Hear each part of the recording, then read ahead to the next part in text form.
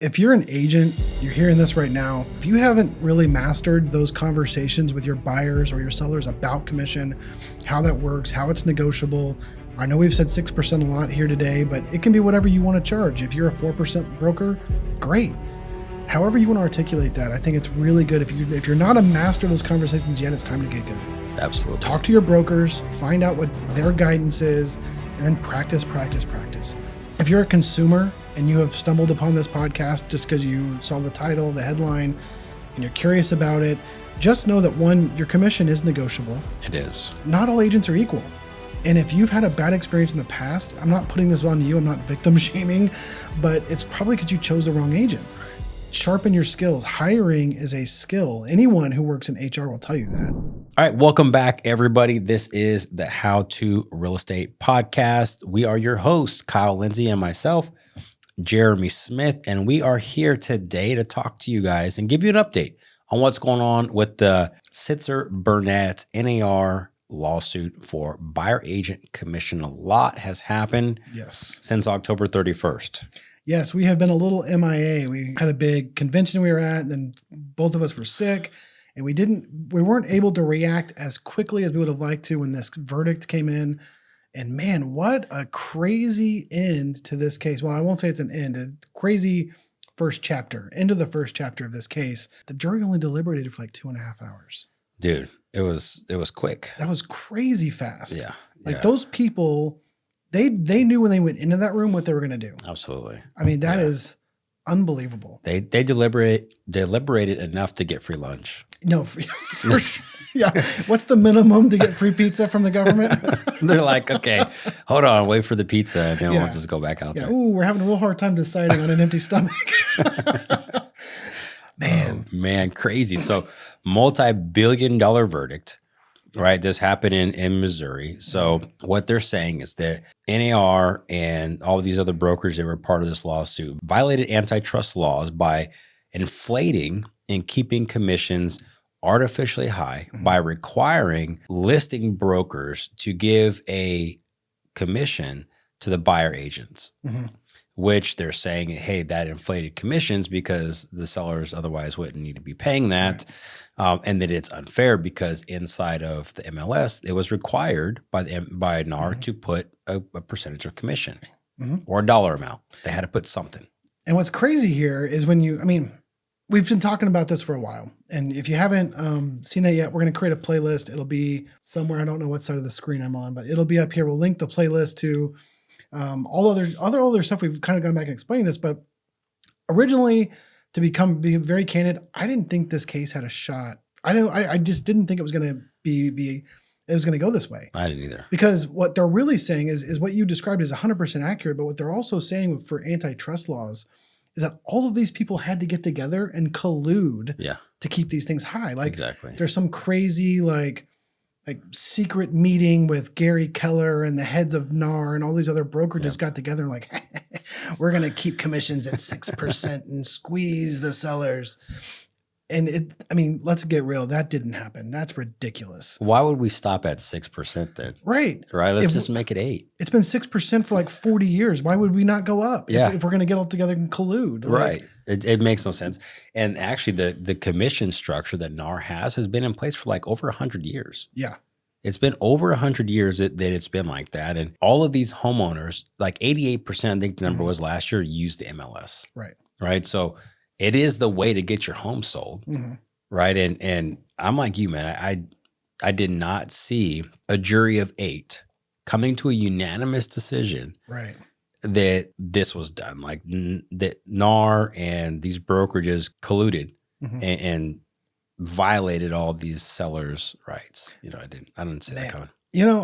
So my initial reaction was shock. I couldn't believe it because when you really dig into what they're actually claiming and they're saying happened, I feel like it's one of those things that when you really take a rational thought and think about it, there's no way it actually happened that way. Then after my initial shock wore off and thinking like, okay, it actually happened. They approved it. I get that, we can get into some more things about NAR's defense and all this here in a minute. But when that initial shock wore off, what I really took away from this is the way the public really feels about realtors and our commission. Oh yeah. And, you know, all this to say, like, maybe it was time for a change. Maybe, I mean, all the agents listening to this right now who might have been equally shocked, but haven't really thought about this. People don't like how much money we make from sales. For sure. And I think a lot of that's because of the lack of transparency. 100%. They don't, Yeah. they think all they see is, well, is what would they do with an extra $12,000 commission check? They don't Right. see the splits and the taxes and the expenses.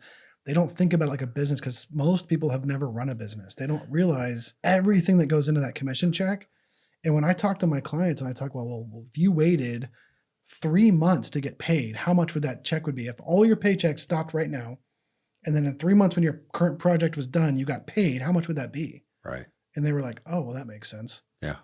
So anyway, And it's not even guaranteed, no. because you can work for people for months. I personally have done this, work for months and months and months, and got nothing from it. Well, that's another great point, is that normally the way our economy is set up is that he who takes they who take the biggest risk, have the biggest risk in a transaction, normally get paid for that risk. Right. Higher investments normally come with higher risks. Right. And when they pay off big. If you want a low risk investment, the payoff is typically lower. Mm-hmm. And I think that it's partly the fault of the industry that we're here, because the bar to entry has been so low, and some people are pissed off about real estate agents, and they have a right to be in some cases, because they made a bad decision. They hired a real estate agent that was self-serving in everything that they did. Like, they didn't care about them. They didn't communicate well. They weren't skilled.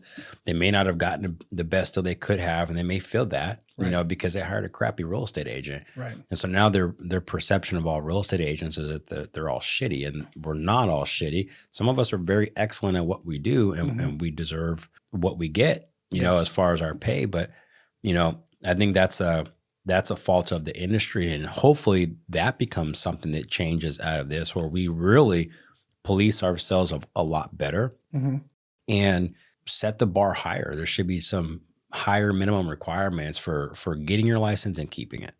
100% agree. And I don't have great ideas right now on what that looks like, but man, I do think I 100% agree. Like, the testing we take to get into getting your license, and that having almost nothing to do with actually being a realtor. Right. And then, the requirements to stay a realtor, the CE requirements, while good, they're kind of a joke. I mean, they are. Like, how are we policing any of this for good versus bad realtors? Or I don't know. Yeah. I really don't know if there's a great solution to that, other than just consumers becoming more informed. And I think what happens with a lot of consumers is they say, I had a bad experience. I could have done better. And they're probably right, if they chose a crappy realtor. And then they think, then all realtors are crappy, so I'm just gonna do it myself next time. They don't realize if they'd hired a good realtor the first time, their results would have been much better. And then on, you know, devil's advocate, even on that, is sometimes a really good agent will make things look super easy. Yeah. You know, there's things that happen in the background that the client won't even be aware of, right? Fires get put out before they're ever even an issue. Right. And it's because that agent has experience. And that's another thing that you're paying for. You're paying for the agent's experience and their expertise. Yeah. Right. So it's not cheap, and it's been this rate for forever. You know, 6% has been a common thing, but in all reality, it's not always 6%. Right. Some folks are doing it at 4, some folks are doing it at 5, some are 6, some are 7, some are 8, some are flat fee. I mean, the industry provides so many options. Yeah. You know, which was a big surprise for me, and the fact that they won this lawsuit for now is that there are, like, I don't know if that picture was painted for these folks. Like, there's so many options. You don't have to hire somebody at 6%. Right. I don't know what the Missouri contract looks like. Maybe if you're a Missouri agent, you listen to this somehow, hit us up in the comments, because in Texas, when you sign a listing agreement, it is very clear about the commission being paid. And whether they read that or not, I mean, I know we go through it with our clients very explicitly and explain that to them. I know there's probably a lot of agents that don't, but there's still, it's right there in black and white, that what commission is being paid to the listing agent, what's being shared with the buyer's agent. The fact that all of these sellers can now join a class action lawsuit and say, hey, we know we signed this, and it explained what the commission was going to be. Again, I could be wrong. I don't know what the Missouri contract looks like, but I'm assuming It's similar to Texas, and somewhere in there it's outlining what the commission to be paid is. But we don't think that's fair, and so now we're going to sue you and basically say that the contract I signed and read is no longer valid. I just want my money back. Right. And then this jury coming to an agreement with them on that unanimously just opened up the floodgates, dude, Right. because now we've got copycat lawsuits. We've got them in Missouri, South Carolina, New York, Illinois, and here in Texas. Yeah. And there's even one suit where the buyers are filing suit. Yeah, isn't that crazy? I don't even know what that's all about. I guess I think what I heard on that one is that they just feel like they could have got a better price on the house if their agent wasn't getting a commission paid by the seller. Right. My mind is blown on that. Yeah. Well, I mean, and this is a crazy topic to think about, but think about all the times that we deal with buyer agents who don't get buyer representation contracts signed. Right. Well, in Texas, again, the laws may change from state to state. I'm not fully versed in all the laws across the country, but in Texas, if you don't have a buyer representation agreement signed, technically you do work for the seller. Yeah. And if the buyers were not explained that, and they feel like they could have gotten a better deal if they'd actually had an agent representing them, man, they might actually have a pretty good case. Yeah. I have no idea. What I'm really seeing in the industry right now is there's a whole bunch of greed. Oh, big time. And it's just everyone has money in their eyes. They think that all of us agents are rich or they don't care. They just want to grab whatever they can. And that's what I'm not going to get too far into this, but man, this Michael Ketchmark that is running all these big cases, that dude just has dollar signs in his eyes. Oh yeah, big time. I think it's really funny that he hasn't disclosed what he's going to make from the cases. Like he's representing sellers who are mad they paid 6%, and he's probably going to make somewhere in the range of 20 to 40% of billions of dollars. Yeah. Yeah. And like they're getting even a worse deal from him than they got from the agents. Like, well, you better be careful. I mean, I don't know if there could be a lawyer that would sue lawyers. You're right. I can only imagine. I'm sure it happens all the time. Man, because think about that. Like, okay, well, he's next then, right? You charge all these homeowners 20%. So be careful because now they're going to come back and sue you. Yeah, right. I mean, I know a lot of big class action suits. Again, he hasn't disclosed what he's making. It could be 3%, doubtful. It could be as high as 40%. I've heard somewhere between 30 and 40% is actually pretty common in a lot of these big cases like this. Wow. Insane. Billions. And it's just like in the second, I think it's hilarious. The second this one went through positive, I think it was within an hour, he had another case filed. Wow. Like ready to go, just filed it. I mean, dude was just rubbing his hands together the entire way, probably. Yeah. Yeah. You know, it's hard to say where all this comes from, like internally with folks. I had an experience one time where I was putting up open house signs and a cop pulled up and he was like, "Hey, you can't put those signs up." I'm like, "Oh, well, I always put them up here." You know, we just started talking. And come to be like in communicating with this cop, his ex-wife was a real estate agent. And he had so much disdain for real estate agents. I'm like, dude, that's your ex-wife. Like, hate her, right? Don't hate the whole industry. But he did, right? Yeah. He was the sign guy. You know, if he saw real estate signs, he's going to take it out on the agents because he didn't like his ex-wife. It makes you wonder, like, with this lawyers, like, is there a vendetta? You know, who hurt you? Who hurt you, man? Who put their hands on you? That's funny. Too funny.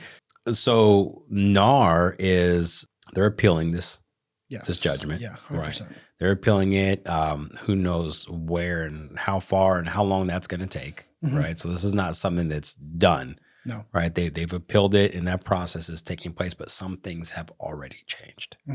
So one thing we know that changed, and they did this prior to the verdict, but NAR is no longer requiring listing brokers to put broker commission in the MLS. Right? They can now do 0. Right. So that's one of the things. What have you seen any of that going on yet? You know, I haven't seen that yet. I'm sure it will pop up here and there, and this is going to be slow to change. Yeah. Because the first person to put 0% in the MLS, whether right or wrong, they're going to get blackballed. You know, and I'm not saying I'm going to do that, but I am going to say that as an industry, whenever that tends to happen, those people get fewer showings because things are slow to change. And I think that buyer's agents are going to see that, and hopefully they don't steer their client away.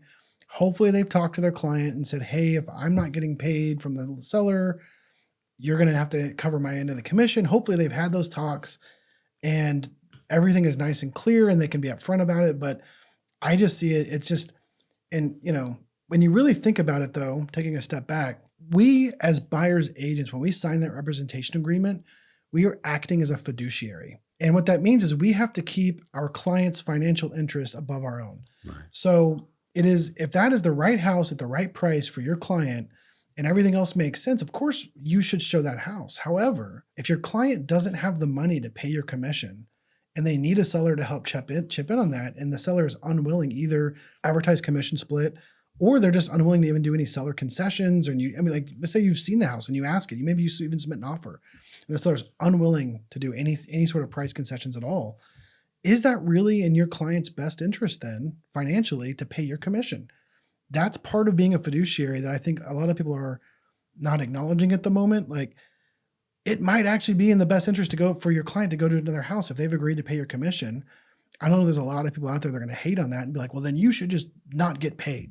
If it's the right house for your clients, you should just not get paid. Well, depending on how that conversation was set up, if they've agreed to pay that up front, and then they know that going in, and then they find the house, and it's, maybe you can work something out with them later. I'm not saying there isn't some way to skin that cat, but to let someone off the hook so you basically work for free, I mean, that's that agent's call. However, we got to eat. You got to put food on the table. The average agent only makes like 45, 50 grand a year. Right. Like, we are not on average rich people. Right. I don't know many people that will go to work for somebody else for free. Right. That's just insane. Yeah. I mean, people saying this, how often would you accept that if your boss came to you and was like, hey, I know you worked really hard on this for 3 months. However, I have found some cheaper way to do this, and now we don't really need you. Or, hey, I'd still like you to continue doing this, but we just don't have the money to pay you for it. Right. Like, can you still continue and do your job without getting paid for it? Yeah. And you're an a-hole if you don't. Right. Yeah. And everyone's going to look down. It's like, it's really, it's such a weird, I feel like this is the only industry or job where someone is actually even expect that of you. Right. Yeah. It's absolutely insane, dude. And so the plaintiff's lawyer in South Carolina, I didn't write down his name, but he even knows this is BS. And he says that that fix of the 0% commission is just window dressing. He says that it's going to result in buyer agents not showing the seller's house. Yeah. Well, what do you think is going to happen? Right. Like you said, it's not because they don't want to, or it's not because it's that, if they're having the right conversations with the buyer and the buyer's like, hey, I don't want to, I can go see that house, or I can go see this house. This one will pay my agent's commission. This one I have to. They're going to make the decision on their own. Right. And then nothing we can do. We didn't steer them in a way or two. Right. We just said, hey, okay, cool. It is what it is. All right. So that's one change that's already been made. So there's another change that happened in New York. So REBNY, which is a real estate board of New York, they're saying starting in 2024 that the seller's agent cannot directly compensate the buyer's agent. This is a crazy one, isn't it? Yes. Instead, the seller must negotiate and pay directly to the buyer's agent or the broker representing the buyer's agent. Yeah. Interesting. Yeah. This is so interesting because it really puts that dividing line in between the brokers. Like, you literally, from broker to broker, cannot compensate the buyer's agent anymore in New York. Yeah. And it makes me wonder if that's the future. Could be. We're going to see how this works out in New York, Yeah. I don't know. Do you think that if that were the case, because I know what they're saying is that the sellers can still volunteer to pay a buyer's agent, but it's seller to buyer's agent directly, which it kind of was before, but not really. Like, technically the way it worked is seller pays the listing agent splits with them, but now we're just kind of, I'm taking the other route here. Anyway, like, what kind of interesting negotiations do you see?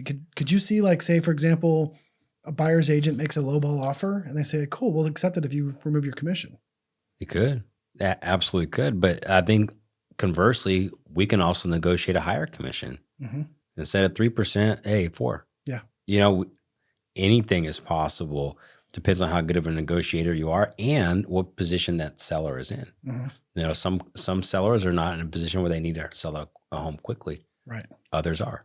Right. So if you've got a home that's been on the market for 180 days and you bring a buyer, You think I'm not going to negotiate a higher commission for myself? Right. I'm going to leverage that. Mm-hmm. And it's just because I can. Yeah. Right. It's not unethical. It's like, hey, okay, here, we're negotiating back and forth. Now you either agree to it or you don't. Right.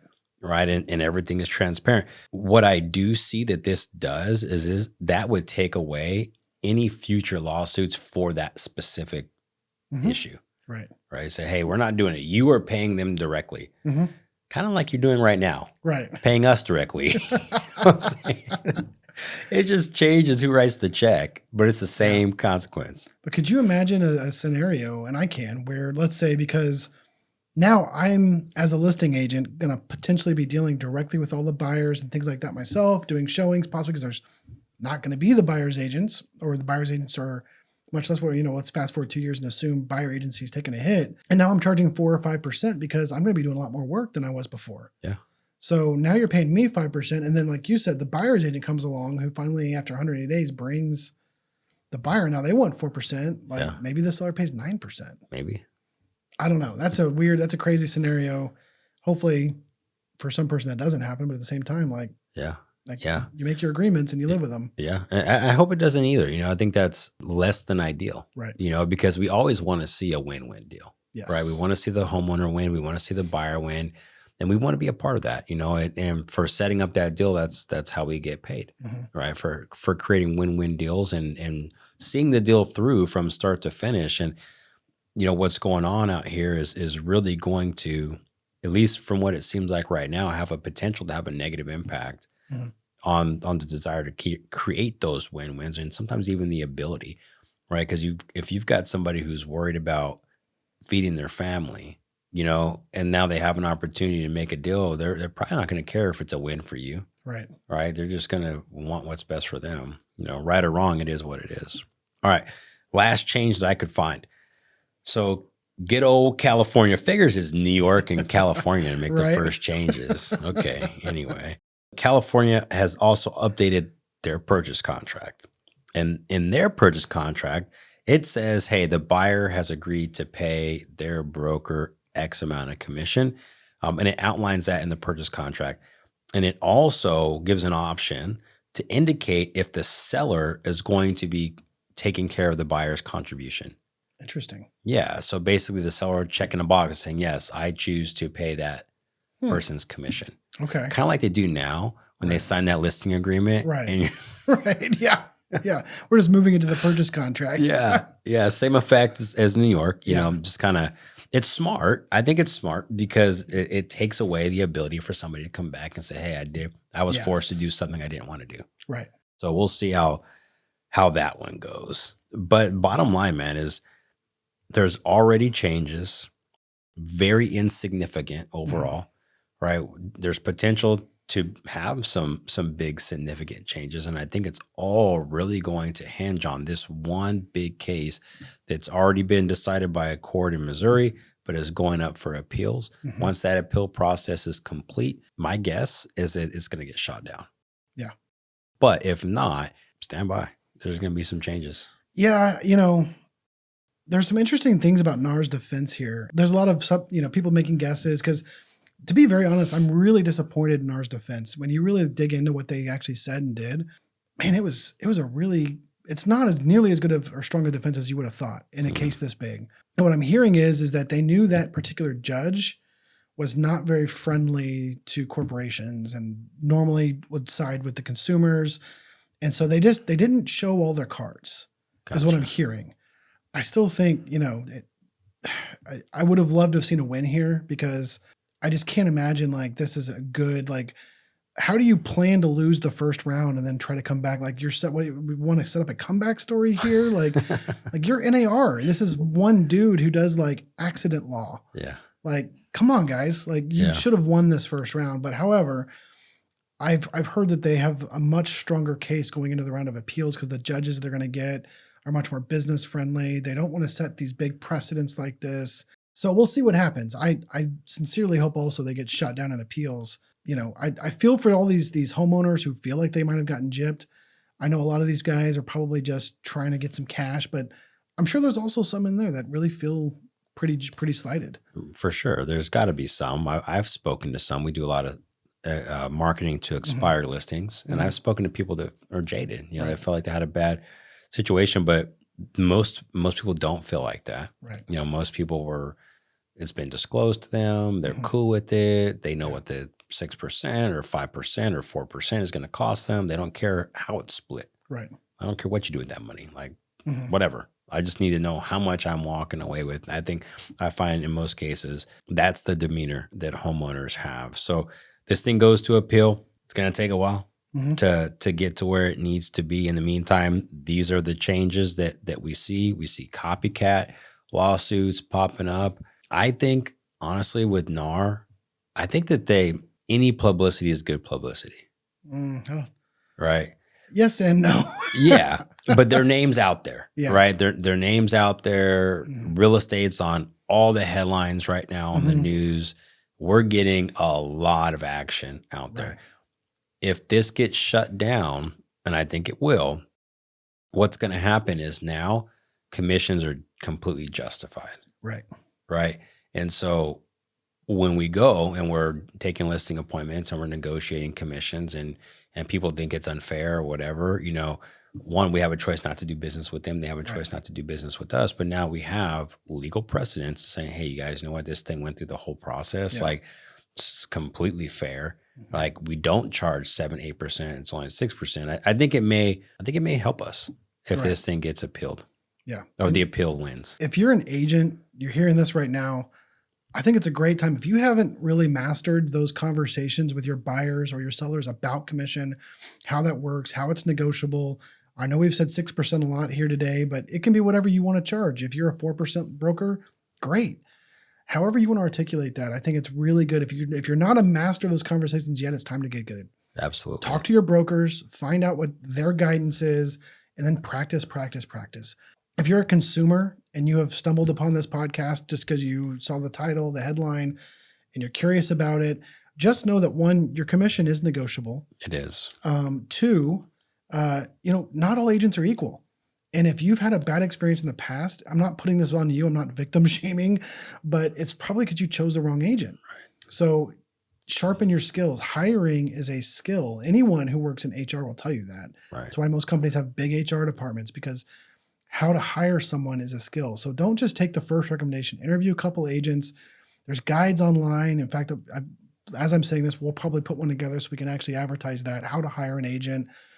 Ask good questions and make sure you're making the best decision for you, not just someone that you know and you want to help them out, because that could possibly lead to a really bad situation and possibly a bad tank a relationship because they did a bad job. Certainly. It costs you tens of thousands of dollars. Right. And time. You know, we've seen both of those things happen. So yeah, be diligent. You know, do your due diligence, do your research, look at reviews, do interviews. I mean, take that seriously. Yes. Take that as serious as, NAR is taking their lawyers selection. Yeah, because, on one side, you have people that are really bitter and angry that they paid a certain amount to an agent. And on the other side, you have people that are really happy they did that. If you're not on the happy side, who feels like, man, I would have paid them more because they did such a good job for me, then yeah, hit us up. Like I'd be happy to have a conversation with you about how to hire an agent. Yeah, absolutely. Absolutely. All right, guys. Well, that wraps up this episode. So if you haven't and you're still listening, make sure you subscribe to the channel, hit the bell so you get notifications, give us a thumbs up, give us a like, share this podcast with your friends and family that are in real estate, and look at the show notes. There's going to be links and notes in there that you will find helpful, things that we can do to help you in your real estate business altogether. We'd be glad to do that. So appreciate you guys. Kyle, any last words? Nope. All right, guys, go work off that turkey. Peace.